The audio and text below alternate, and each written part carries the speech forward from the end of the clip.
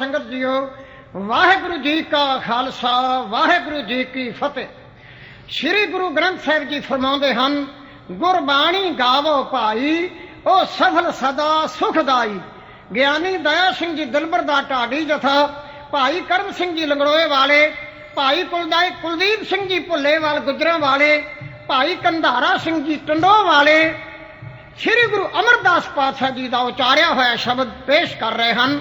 ਇਹ ਸਰੀਰਾ ਮੇਰਿਆ ਇਸ ਜਗ ਮੈਂ ਆਏ ਕੇ ਕਿਆ ਤੁਝ ਕਰਮ ਕਮਾਏ।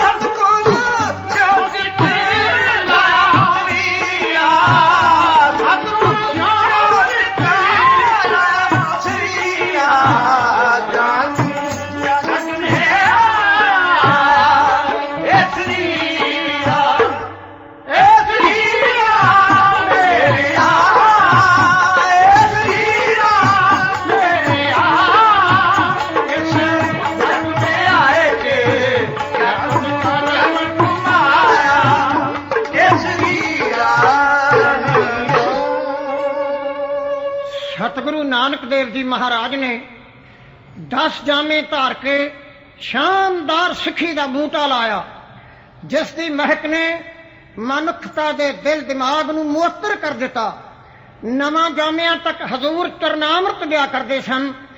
ਭਾਈ ਗੁਰਦਾਸ ਜੀ ਲਿਖਦੇ ਨੇ, ਚਰਨ ਧੋਏ ਰਹਿ ਰਾਸ ਕਰ, ਚਰਨਾਮ੍ਰਿਤ ਸਿੱਖਾਂ ਪਿਲਾਇਆ। 10ਵੇਂ ਪਾਤਸ਼ਾਹ ਸ੍ਰੀ ਗੁਰੂ ਗੋਬਿੰਦ ਸਿੰਘ ਜੀ ਮਹਾਰਾਜ ਨੇ ਸੋਚਿਆ ਹੁਣ ਦੇਹਧਾਰੀ ਗੱਦੀ ਸਮਾਪਤ ਕਰਨੀ ਹੈ। ਉਹਨਾਂ ਨੇ ਖੰਡੇ ਦੀ ਪੌਲ ਦੇ ਕੇ ਖਾਲਸਾ ਸਾਜ ਦਿੱਤਾ। ਖਾਲਸਾ ਸ਼ਬਦ ਫਾਰਸੀ ਭਾਸ਼ਾ ਦਾ ਸ਼ਬਦ ਹੈ, ਬਾਦਸ਼ਾਹ ਦੀ ਨਿੱਜੀ ਜਾਇਦਾਦ। ਖਾਲਸੇ ਨੂੰ ਅਕਾਲ ਪੁਰਖ ਦੀ ਨਿੱਜੀ ਜਾਇਦਾਦ ਬਣਾ ਦਿੱਤਾ ਗਿਆ। ਖਾਲਸੇ ਨੂੰ ਸ੍ਰੀ ਗੁਰੂ ਗ੍ਰੰਥ ਸਾਹਿਬ ਜੀ ਦੀ ਸ਼ਰਣੀ ਲਾਇਆ ਔਰ ਹਜ਼ੂਰ ਨੇ ਹੁਕਮ ਕੀਤਾ,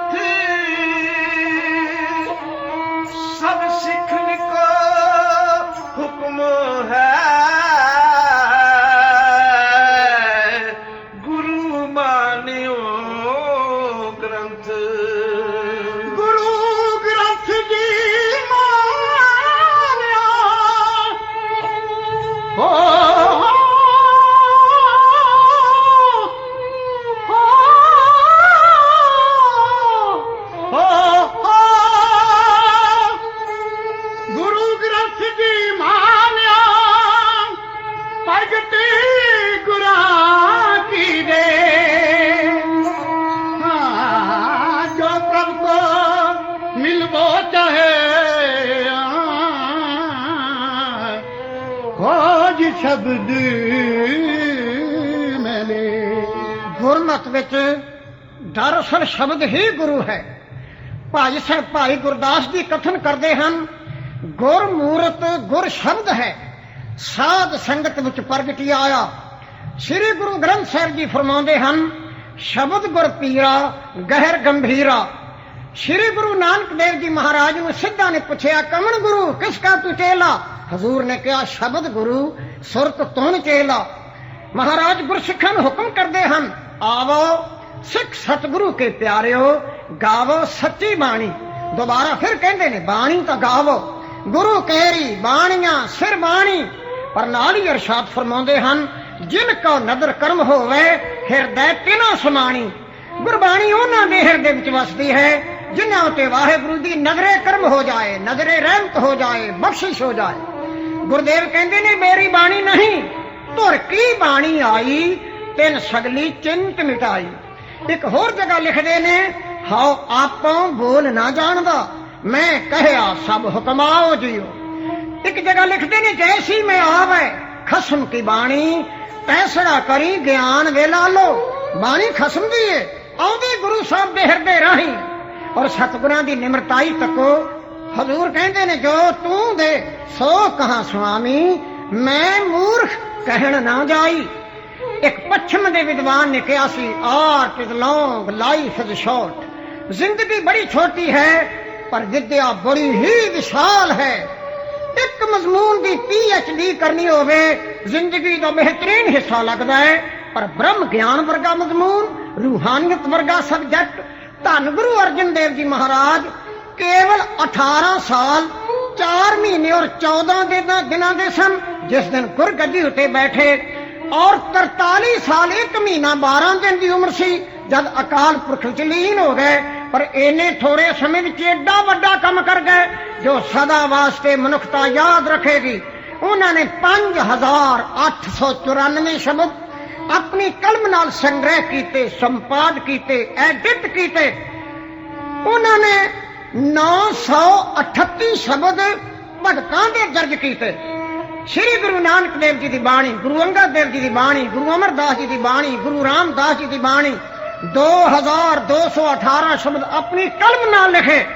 ਔਰ ਇਹ ਨਹੀਂ ਵੇਖਿਆ ਕਿ ਇਹ ਭਗਤ ਹਿੰਦੂ ਹੈ ਕਿ ਮੁਸਲਮਾਨ ਹੈ, ਕਿਹੜੀ ਜ਼ਾਤ ਹੈ, ਕਿਹੜੀ ਗੋਤ ਹੈ, ਕਿਹੜਾ ਇਲਾਕਾ ਹੈ, ਇਹ ਪੰਜਾਬੀ ਹੈ, ਬੰਗਾਲੀ ਹੈ, ਮਰਾਠਾ ਹੈ, ਗੁਜਰਾਤੀ ਹੈ, ਸਿੰਧੀ ਹੈ ਜਾਂ ਰਾਜਸਥਾਨੀ ਹੈ। ਪੰਜਾਬ ਦਾ ਇੱਕ ਮੁਸਲਮਾਨ ਫਕੀਰ ਗੁਰੂ ਸਾਹਿਬ ਦੀਆਂ ਨਜ਼ਰਾਂ ਚ ਆਇਆ, ਔਰ ਮੁਸਲਮਾਨ ਵੀ ਬੜਾ ਪੱਕਾ, ਬੜਾ ਕੱਟੜ, ਬੜਾ ਸ਼ਰਈ, ਪੱਕਾ ਨਮਾਜ਼ੀ, ਜਿਹਨੇ ਆਖਿਆ, ਉੱਠ ਫਰੀਦਾ ਪੁੱਜੂ ਸਾਜ ਸੁਬਾ ਨਮਾਜ਼ ਗੁਜ਼ਾਰ। जो सिर साई ना निवे सो सिर कप उतार। शेख फरीद कहता है जेड़ा सिर अल्लाह नूं नहीं सजदा करदा वो वड़ देना चाहिए।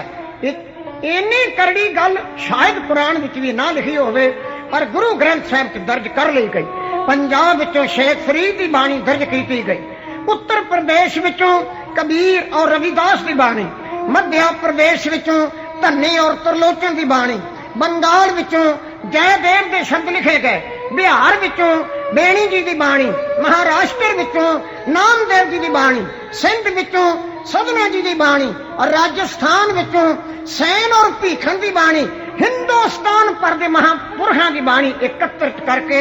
1430 सफे का महान संग्रह रचिया गया, ग्रंथ रचिया गया। वाल्मीकि ने रामायण लिखी सी,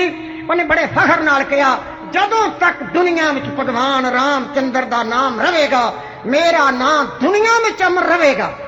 अंग्रेजी का प्रसिद्ध कवि मिल्टन कहता है the world will not let it die. जो कुछ मैं लिख चलिया हाँ दुनिया इसनूं मरन नहीं देवेगी, सूक्ष्म हमें है। पर गुरु अर्जन साहिब जी जदों श्री गुरु ग्रंथ साहिब जी नूं संपूर्ण कर लगे हन, बड़े अदब विच आके कहंदे हन मैं निर्गुण आरे को गुण नाही आपे तरस पयोई। हे वाहिगुरु मेरे च कोई गुण नहीं, ये तू कृपा की है मैं संगतां की सेवा कर सकिया हाँ। गुरसिखां ने हुक्म दिता भाई बाणी गुरु, गुरु है बाणी विच बाणी अमृत सारे, गुरबाणी कहे सेवक जन माने पर तक गुरु निस्तारे। सब तो पहले गुरबाणी की महिमा विच एक गीत सरवण करो।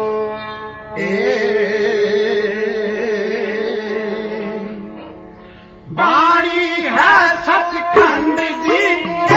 खुशियां दे सुख खंड जी तोरी अर्चा आई मेरे सतगुर नानक देव ने कलयुग विच जोत जगाई। बाणी है सचखंड जी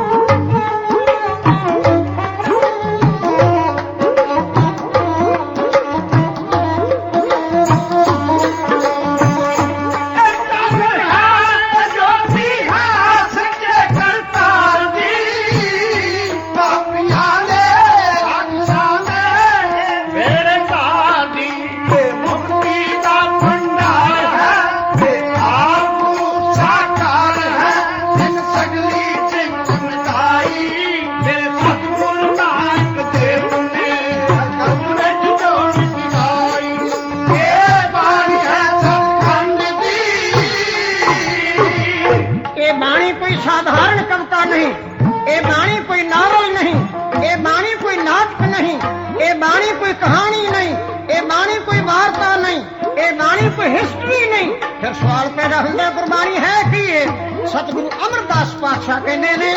गुरबाणी इस जग में चानन कर्म वसै माने आए।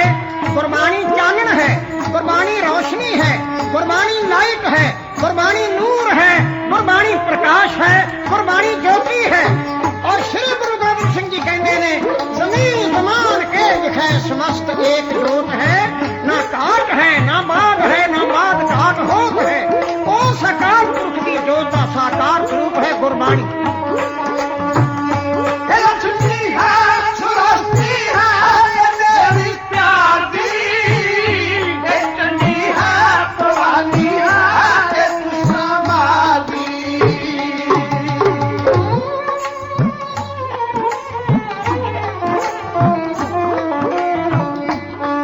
जब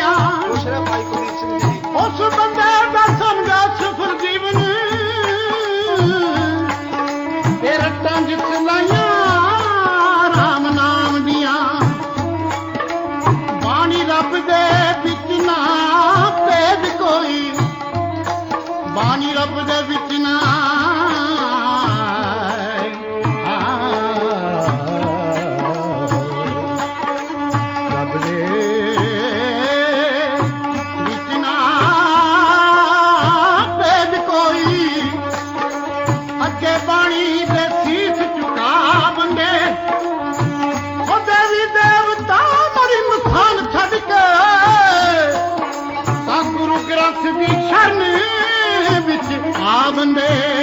ਲక్ష్ਮੀ ਹੈ ਸੁਰਤੀ ਹੈ ਦੇਵੀ ਪਿਆਰੀ ਲక్ష్ਮੀ ਹੈ ਭਵਾਨੀ ਹੈ ਭਾਰਤੀ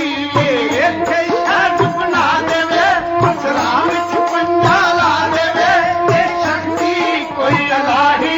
ਮੇਰੇ ਸਤਿਗੁਰ ਨਾਨਕ ਦੇਵ ਨੇ ਹਰ ਜੁਗ ਵਿੱਚ ਜੋਤ ਜਗਾਈ ਇਹ ਬਾਣੀ ਹੈ ਸੱਚਖੰਡ ਦੀ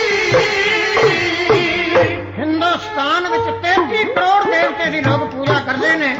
ਤਿੰਨ ਦੇਵਤੇ ਮੁਖੀ ਮੰਨੇ ਗਏ ਹਨ ਬ੍ਰਹਮਾ ਵਿਸ਼ਨੂੰ ਔਰ ਸ਼ਿਵ ਜੀ ਔਰ ਇਹਨਾਂ ਤਿੰਨਾਂ ਦੀਆਂ ਪਤਨੀਆਂ ਹਨ ਲక్ష్ਮੀ ਸਰਸਵਤੀ ਔਰ ਪਾਰਵਤੀ ਪਰ ਵੀ ਗੁਰਸਿੱਖਾਂ ਵਾਸਤੇ ਤੇ ਗੁਰਬਾਣੀ ਹੀ ਲక్ష్ਮੀ ਹੈ ਗੁਰਬਾਣੀ ਹੀ ਸਰਸਵਤੀ ਹੈ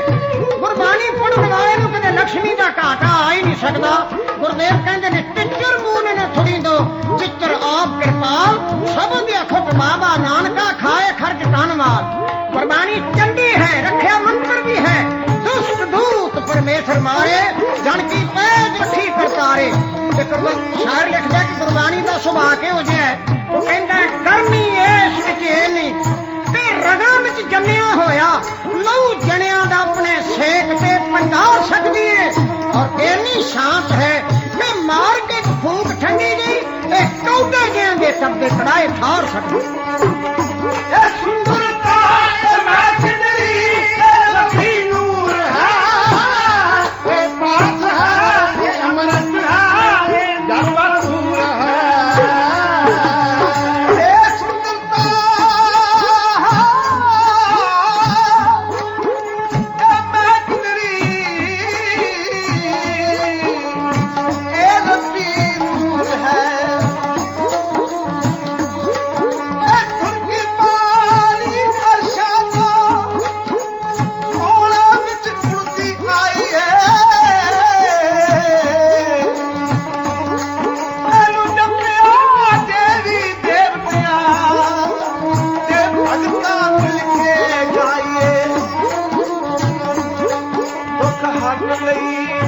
ਮੇਰੇ ਆਪ ਰੀ ਨੇ ਬਾਬਾ ਸੁਖਮਨੀ ਬਣਾਈਏ ਇਹ ਤੁਰਕੀ ਪਾਣੀ ਆਈਏ ਸਕਲੀ ਚ ਮਟਾਈਏ ਆਓ ਟੇਕ ਮੱਥਾ ਕਰਦਾ ਸੀ ਕਰੋ ਬਹੁਤ ਅੱਛੇ ਭਾਈ ਕਰਮ ਸਿੰਘ ਜੀ ਜਿਤ ਸਤਿਗੁਰ ਸ਼ਰਤੀ ਲਾਏ ਗੁਰੂ ਇੱਕ ਮਰਤਕ ਹੋ ਕੇ ਸਭ ਸੰਗਤ ਬੋਲੋ ਸਤਿਨਾਮ ਸ੍ਰੀ ਵਾਹਿਗੁਰੂ ਹੈ ਸੁੰਦਰਤਾ ਇਹ ਮਹਿਕਦਰੀ ਇਹ ਅਖੀ ਨੂਰ ਹੈ ਇਹ ਪਾਸ ਹੈ ਇਹ ਅੰਮ੍ਰਿਤ ਹੈ ਇਹ ਜਨਵਰ ਪੂਰ ਹੈ ਇਹ ਦੌਲਤ ਦਾ ਵਰ ਦੇਵੇ ਇਹ ਦੁੱਖ ਪਾਪ ਸੰਭਾਲ ਦੇਵੇ ਇਸ ਹਿਰਦੇ ਵਿੱਚ ਵਸਾਈ ਮੇਰੇ ਸਤਿਗੁਰ ਨਾਨਕ ਦੇਵ ਨੇ ਅੱਜ ਜੁਗ ਵਿੱਚ ਜੋਤ ਜਗਾਈ ਇਹ ਬਾਣੀ ਹੈ ਸੱਚਖੰਡ ਦੀ ਗੁਰਦੇਵ ਕਹਿੰਦੇ ਹਨ ਖੱਬਰੀ ਬ੍ਰਾਹਮਣ ਵੈਸ ਸੂਦ ਉਪਦੇਸ਼ ਚੋਂ ਵਰਣਾ ਕੋ ਸਾਂਝਾ ਇਹ ਬਾਣੀ ਮਨੁੱਖਤਾ ਵਾਸਤੇ ਹੈ ਸ਼੍ਰੀ ਗੁਰੂ ਗ੍ਰੰਥ ਸਾਹਿਬ ਦੇ ਵਿੱਚ ਵਾਹਿਗੁਰੂ ਸ਼ਬਦ ਤੋਂ ਇਲਾਵਾ ਹਜ਼ੂਰ ਨੇ ਹਰੀ ਸ਼ਬਦ 8344 ਵਾਰ ਲਿਖਿਆ ਹੈ ਰਾਮ ਸ਼ਬਦ 2533 ਵਾਰ ਪ੍ਰਭੂ ਸ਼ਬਦ 1371 ਵਾਰ ਗੋਪਾਲ ਸ਼ਬਦ 491 ਵਾਰ ਗੋਬਿੰਦ ਸ਼ਬਦ 475 ਵਾਰ ਪਰਮਾਤਮਾ ਸ਼ਬਦ 324 ਵਾਰ ਕਰਤਾ 228 ਵਾਰ ਠਾਕਰ 216 ਵਾਰ ਦਾਤਾ 151 ਵਾਰ ਪਰਮੇਸ਼ਵਰ 139 ਵਾਰ ਨਾਰਾਇਣ 99 ਵਾਰ ਅੰਤਰਯਾਮੀ 68 ਵਾਰ ਮੁਰਾਰੀ ਸ਼ਬਦ 97 ਵਾਰ ਸਤਨਾਮ 59 ਵਾਰ ਜਗਦੀਸ਼ 60 ਵਾਰ ਮੋਹਨ 54 ਵਾਰ ਅੱਲਾ ਸ਼ਬਦ 46 ਵਾਰ ਹਜ਼ੂਰ ਨੇ ਦਰਜ ਕੀਤਾ ਹੈ ਭਗਵਾਨ 30 ਵਾਰ ਔਰ ਨਿਰੰਕਾਰ ਸ਼ਬਦ 29 ਵਾਰ ਦਰਜ ਕੀਤਾ ਹੈ ਇਹ ਗੁਰਬਾਣੀ 84 ਕੱਟਣ ਦੇ ਸਮਰੱਥ ਹੈ ਕਰਦੀ ਹੈ 84 ਨੂਰ ਤੇ ਗਿਆਨ ਹੈ ਜਪਦਾ ਹੈ ਜਪਦਾ ਹੈ ਉਹ ਪਾਉਂਦਾ ਮਾਲਕ ਹੈ ਇਹ ਕੱਟਦੀ ਹੈ 84 ਨੂੰ ਇਹ ਦਿੰਦੀ ਜਾਨ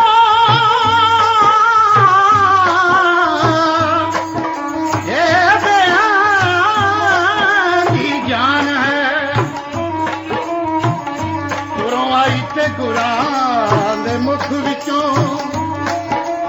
ਨਿਕਲੀ ਹੋਈ ਗੁਰਬਾਣੀ ਨੂੰ ਧੰਨ ਆਖਾਂ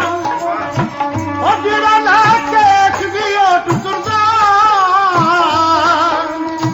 ਤੇ ਦਿਲੋਂ ਟੁਕਰਾਣੀ ਨੂੰ ਧੰਨ ਆਖਾਂ ਇਹਦੇ ਵਿੱਚ ਹੈ ਫਲਸਫਾ ਜ਼ਿੰਦਗੀ ਦਾ ਫਲਸਫਾ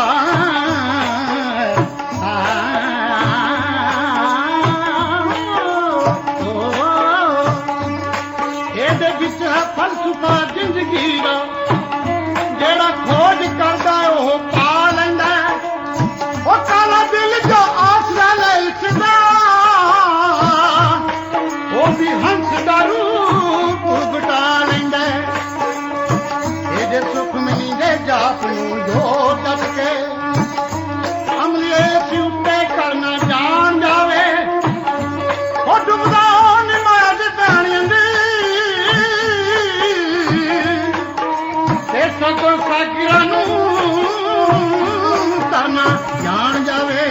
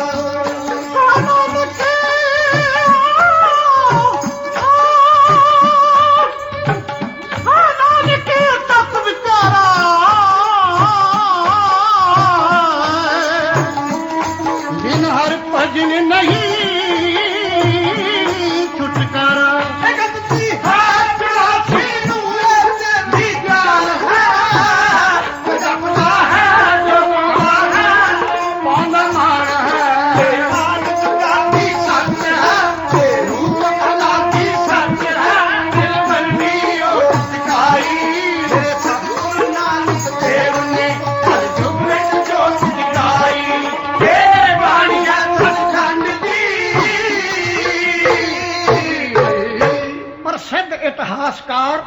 ਮਿਸਟਰ ਮੈਕਾਰਥ ਦਾ ਕਹਿਣਾ ਹੈ ਕਿ ਦੁਨੀਆ ਦੇ ਵੱਡੇ ਵੱਡੇ ਧਾਰਮਿਕ ਆਗੂ ਹੋਏ ਹਨ ਕੋਈ ਵੀ ਆਪਣੇ ਪਿੱਛੇ ਆਪਣੀ ਲਿਖੀ ਹੋਈ ਇੱਕ ਪੰਕਤੀ ਵੀ ਨਹੀਂ ਛੱਡ ਕੇ ਗਿਆ ਪੈਥਾਗੋਰਸ ਨੇ ਜੋ ਕੋਈ ਆਪਣਾ ਸਿਧਾਂਤ ਲਿਖਿਆ ਉਹ ਸਾਡੇ ਤੱਕ ਨਹੀਂ ਪੁੱਜਾ ਸੁਕਰਾਤ ਦਾ ਪਤਾ ਅਫਲਾਤੂਨ ਤੇ ਜ਼ੈਨੋਫਰ ਦੀਆਂ ਲਿਖਤਾਂ ਤੋਂ ਲੱਗਦਾ ਹੈ ਬੁੱਧ ਵੀ ਆਪਣੀ ਸਿੱਖਿਆ ਦੀ ਯਾਦ ਕਿਸੇ ਲਿਖਤ ਵਿੱਚ ਨਹੀਂ ਛੱਡ ਗਿਆ ਕਨਫਿਊਸ਼ੀਅਸ ਵੀ ਕੋਈ ਲਿਖਤ ਨਹੀਂ ਛੱਡ ਗਿਆ ਈਸਾਈ ਮਤ ਦੇ ਬਾਨੀ ਹਜ਼ਰਤ ਈਸਾ ਨੇ ਵੀ ਆਪਣੇ ਸਿਧਾਂਤਾਂ ਨੂੰ ਕਿਸੇ ਲਿਖਤੀ ਰੂਪ ਵਿੱਚ ਪੇਸ਼ ਨਹੀਂ ਕੀਤਾ ਮੈਥਿਓ ਲੂਕਾ ਜੌਨ ਦੀਆਂ ਲਿਖਤਾਂ ਤੇ ਭਰੋਸਾ ਕਰਨਾ ਪੈਂਦਾ ਹੈ ਇਸਲਾਮ ਦੇ ਬਾਨੀ ਹਜ਼ਰਤ ਮੁਹੰਮਦ ਸਾਹਿਬ ਨੇ ਵੀ ਕੁਰਾਨ ਦੇ ਸਿਪਾਰਿਆਂ ਨੂੰ ਆਪਣੀ ਕਲਮ ਨਾਲ ਨਹੀਂ ਲਿਖਿਆ ਮਗਰੋਂ ਖਲੀਫਿਆਂ ਜਾਂ ਹੋਰ ਪੈਰੋਕਾਰਾਂ ਨੇ ਲਿਖਿਆ ਹੈ ਗੀਤਾ ਭਗਵਾਨ ਕ੍ਰਿਸ਼ਨ ਨੇ ਕੁਰਕਸ਼ੇਤਰ ਦੇ ਮੈਦਾਨ ਵਿੱਚ ਉਚਾਰੀ ਲੇਕਿਨ ਆਪ ਮੁਕੰਮਲ ਨਹੀਂ ਕੀਤੀ ਮਗਰੋਂ ਗੀਤਾ ਦੇ ਸ਼ਲੋਕਾਂ ਨੂੰ ਵਿਆਸ ਜੀ ਨੇ ਸੰਗ੍ਰਹਿ ਕਰਕੇ ਗੀਤਾ ਨੂੰ ਮੁਕੰਮਲ ਕੀਤਾ ਸਿੱਖ ਪੰਥ ਨੂੰ ਸ਼ਰਫ ਹਾਸਲ ਹੈ ਕਿ ਸ੍ਰੀ ਗੁਰੂ ਅਰਜਨ ਦੇਵ ਜੀ ਮਹਾਰਾਜ ਨੇ ਆਪਣੀ ਮੌਜੂਦਗੀ ਵਿੱਚ ਸ੍ਰੀ ਗੁਰੂ ਗ੍ਰੰਥ ਸਾਹਿਬ ਦੀ ਬੀੜ ਸੰਪੂਰਨ ਕੀਤੀ ਹੈ ਮਾਤਾ ਭਾਨੀ ਦੀ ਕੁੱਖੋਂ ਸਤਿਗੁਰੂ ਰਾਮਦਾਸ ਪਾਤਸ਼ਾਹ ਦੇ ਘਰ 3 ਲੜਕੇ ਹੋਏ ਸੰਮਤ 1615 ਬਿਕਰਮੀ ਵਿੱਚ ਵੱਡੇ ਲੜਕੇ ਦਾ ਨਾਮ ਬਾਬਾ ਪ੍ਰਿਥੀ ਚੰਦ ਰੱਖਿਆ ਗਿਆ ਸੰਮਤ 1618 ਚ ਦੂਜੇ ਲੜਕੇ ਨੇ ਜਨਮ ਲਿਆ ਉਸ ਦਾ ਨਾਮ ਮਹਾਦੇਵ ਰੱਖਿਆ ਗਿਆ ਸ੍ਰੀ ਗੁਰੂ ਅਰਜਨ ਦੇਵ ਜੀ ਦਾ ਅਵਤਾਰ ਅਭਿਜਤ ਨਛੱਤਰ ਸੁਭਾ ਯੋਗ ਵੀਰਵਾਰ ਵਿਸਾਖਵਦੀ ਸੱਤ ਸੰਮਤ 1620 ਬਿਕਰਮੀ 1 ਅਪ੍ਰੈਲ 1563 ਈਸਵੀ ਨੂੰ ਹੋਇਆ ਸ੍ਰੀ ਗੁਰੂ ਅਰਜਨ ਦੇਵ ਜੀ 18 ਸਾਲ ਦੇ ਸਨ ਜਦੋਂ ਗੁਰਗੱਦੀ ਉੱਤੇ ਬਿਠਾ ਦਿੱਤੇ ਗਏ ਆਵਾਜ਼ ਆਈ ਤਖਤ ਬੈਠਾ ਅਰਜਨ ਗੁਰੂ ਸਤਿਗੁਰ ਕਾ ਖੇੜਾ ਚੰਦੋਆ ਗੁਰਗੱਦੀ ਉੱਤੇ ਬੈਠਦੇ ਉਹ ਸਾਰੇ ਪ੍ਰੋਗਰਾਮ ਸ਼ੁਰੂ ਕਰ ਦਿੱਤੇ ਅੰਮ੍ਰਿਤਸਰ ਵਿੱਚ 5 ਸਰੋਵਰ ਬਣਾਏ ਗਏ ਹਜ਼ੂਰ ਨੇ 1643 ਬਿਕਰਮੀ ਵਿੱਚ ਸੰਤੋਖ ਸਰ ਦੀ ਕਾਰ ਸੇਵਾ ਕਰਵਾਈ ਕੱਤਕ ਸੁਦੀ 5 ਸੰਮਤ 1645 ਬਿਕਰਮੀ ਵਾਲੇ ਦਿਨ ਅੰਮ੍ਰਿਤਸਰ ਸਰੋਵਰ ਦੇ ਐਨ ਵਿਚਕਾਰ ਹਰਮੰਦਰ ਸਾਹਿਬ ਦੀ ਨੀਂਹ ਰੱਖੀ ਗਈ ਨੀਂਹ ਰੱਖਣ ਵਾਸਤੇ ਗੁਰੂ ਅਰਜਨ ਸਾਹਿਬ ਜੀ ਨੇ ਆਪਣੇ ਪਿਆਰੇ ਮਿੱਤਰ ਮੁਹੰਮਦ ਫਕੀਰ ਮੀਰ ਮੋਇਨੁਲ ਇਸਲਾਮ ਨੂੰ ਸੱਦਿਆ, ਜਿਸ ਨੂੰ ਆਮ ਸੰਗਤਾਂ ਸਾਈਂ ਮੀਆਂ ਮੀਰ ਕਹਿੰਦੀਆਂ ਹਨ। ਅੱਲਾ ਦਾ ਨਾਂ ਲੈ ਕੇ ਫਕਰ ਨੇ ਨੀਂਹ ਰੱਖ ਦਿੱਤੀ।